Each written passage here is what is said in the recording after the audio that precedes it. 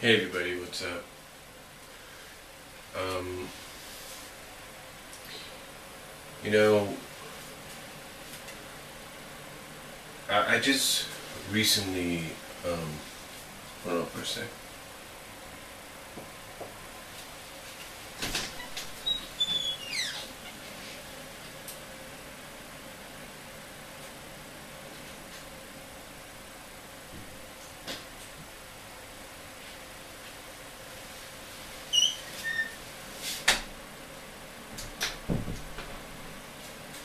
Sorry about that, I don't want no echo to go through or anything, but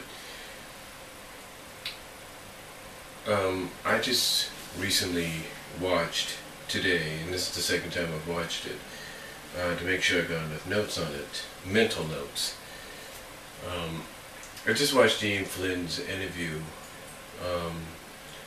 with Sonic Stadium, the Sonic Stadium, which is here on YouTube. And Ian Flynn's been interviewed by these two, I can't think of the names of them, but these two guys about twice on Segabits, and they interviewed him for about, one of them interviewed him for a majority of the video, which runs about 8.5 minutes. But Ian Flynn touched on a few things. One of the things he touched upon was the redesigns. He said that basically it was time for the characters to start looking like the standard Sonic characters. Basically looking like Sonic characters, you know, what you would see in the games. You know, how they would be represented if they were in the games. That's basically the reason, one of the reasons, if not the main reason behind the redesigns, for them to look at like standard Sonic characters that you see in the game. And he has acknowledged, and it was acknowledged, some people are worried about it, but Ian Flynn also acknowledged that there are some that are giving some positive feedback on it, especially due to the fact from what they've seen with Rotor, Bunny, and even Antoine, and maybe even Sally, that, you know, that at least there is some positive feedback there saying, hey, you know, we may not like the fact that, basically saying that there's positive feedback from people saying that, hey, you know, we may not like the fact that they got to be redesigned into these standard characters that you would see in a Sonic game, but hey, you know, if it's going to keep them around, it's going to keep them around.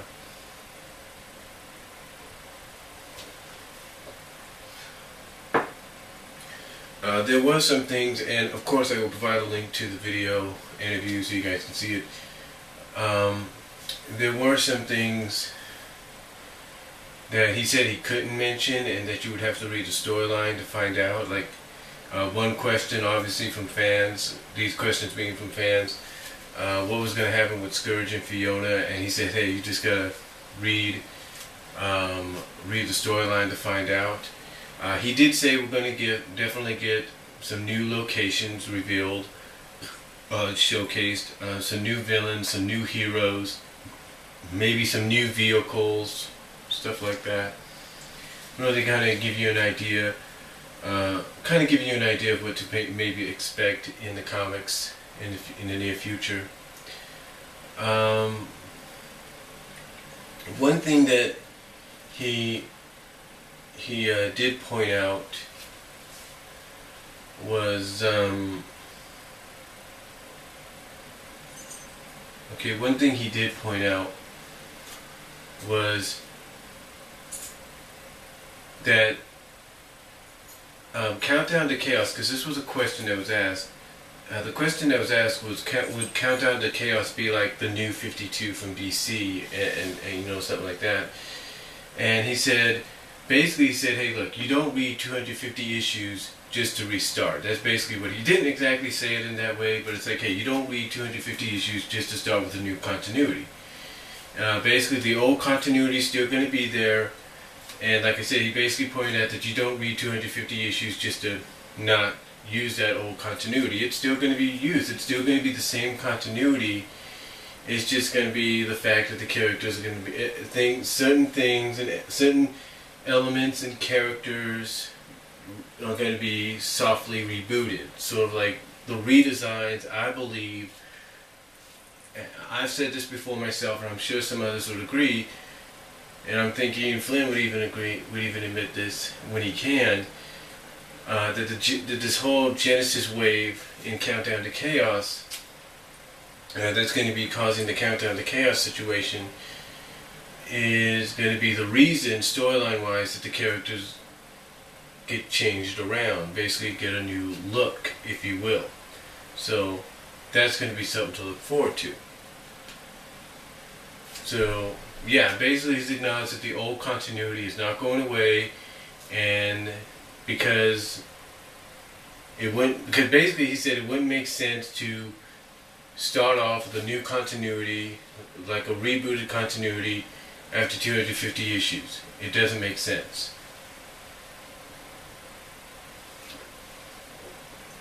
Now, one thing he did acknowledge that I think a lot of fans would be glad to hear about, and again I'll provide a link to the video so you can see it yourself.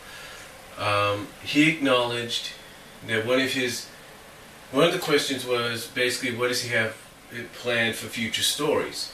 And he said, you know what he plans to do, what Ian Flynn wants to do in the near future, I think after everything is said and done, like with Countdown to Chaos and stuff, is he wants to do shorter stories that give you more bang for your buck at the end.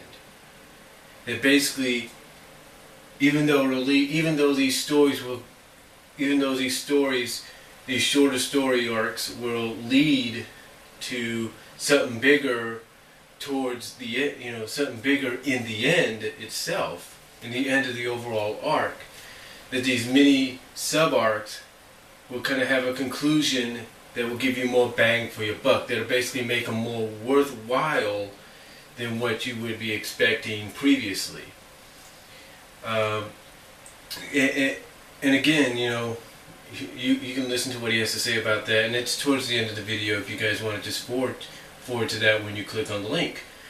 But he said basically he wants to give basically the shorter story arcs, or the shorter subplot stories, if you will, sub-arcs, if you will, an ending with more of a punch, and basically a more bang for your buck, and more of a point. Basically he wants to have these smaller stories, these shorter stories, to have a point to them, and an actual conclusion to them, even though they're going to still lead to something bigger later on. Basically, more, like I said, more bang for your buck. And the reason he said this is because he's acknowledged, believe it or not, and this is one thing that's going to surprise a lot of people, he's acknowledged that even though some fans liked some of the ideas in the Mecha Sally Arc, like some of the things that occurred in the Mecha Sally Arc, like certain, ideas and stuff like that, that the one problem with the Mecha Sally Arc, and he acknowledges this, was that it was taking too long to get to an actual point. It was taking too long to get to a point that to an actual point in actual payoff, to an actual bang for your buck situation. So that's the one thing he wants to fix after, I guess, the crossover and Countdown to Chaos is done. He wants to fix that to where it's like, okay, the stories are going to be shorter, but the conclusion is going to give you more for your money. It's going to give you more bang, more buck, more payoff for you, more pay, more of a payback for the money you pay out. Because even though they're going to continue to lead to something bigger later on down the line, like maybe an anniversary issue, like say 275 or 300, that at least during that time, all the mini arcs that you will get will have an ending that'll be worth your while, that'll be worth your money to pay to, like say, a comic book store, or pay for a subscription to the comic. It'll give you more of what you want. It'll basically give you an ending to the mini arc that will be worth your while. And that's basically what he wants to do. That's what his plans are, is to go in that direction and go in that direction with that idea. Now, he has not specifically said how short the arcs are going to be, how short the stories are going to be, but we're looking, maybe, according to the one interviewer, to the interviewer that was interviewing him, that we may be looking at perhaps 4-issue length stories in the main comic, as in Sonic Universe, if not maybe 2 to 3 issue lengths at the least. 3-issue lengths minimum, 2-issue lengths at the least is the way it sounded to me when he said he wants to do shorter stories with a bigger bang at the end, more of a point and punch that'll be worth your while, be worth the money that you spend. Be basically worth the time that you sit down and you read the comic. So, but yeah, he does talk a little bit about Sonic. Then, almost right at the end, another guy comes in and talks to him about Sonic Lost Worlds, and he gives his opinion on that as well. So if you're a fan of Sonic Lost World, check that one out too.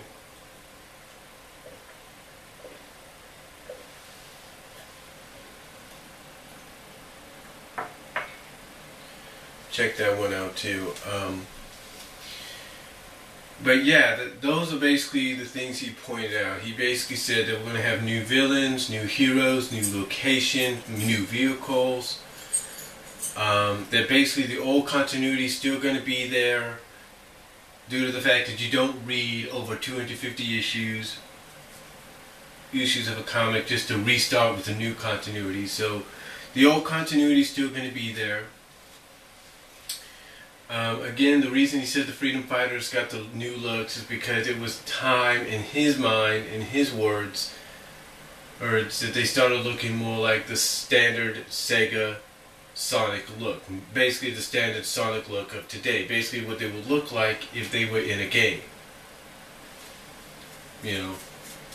Something along those lines. Again, and another thing he said was that his main goal...